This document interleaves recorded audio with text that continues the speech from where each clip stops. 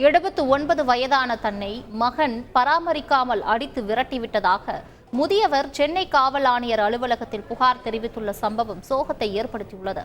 சென்னை வேப்பேரியில் உள்ள காவல் ஆணையர் அலுவலகத்திற்கு வந்த திருவொற்றியூர் விம்கோ நகரை சேர்ந்த 79 வயது முதியவர் நாகநாத பாண்டியன் தன் மகன் ஜெயபிரகாஷ் மீது புகார் அளித்துள்ளார்.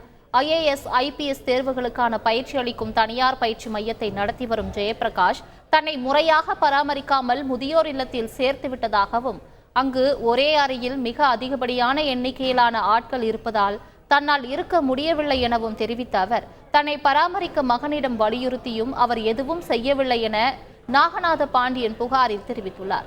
மேலும் அதிர்ச்சி அளிக்கும் விதமாக தனது மகன் தன்னை பலமுறை தாக்கி காயப்படுத்தியதாக தெரிவித்த அவர், தான் செய்வதறியாது தவித்து வரும் நிலையில் தனது மகனை அழைத்து பேசி எனக்கு தங்குவதற்கு ஒரு இடமும் கழிப்பறை வசதியும் ஏற்படுத்தி தர வேண்டும் என கோரிக்கை விடுத்துள்ளார். செய்திகளை உடனுக்குடன் தெரிந்து கொள்ள உடனே சப்ஸ்கிரைப் பண்ணுங்க.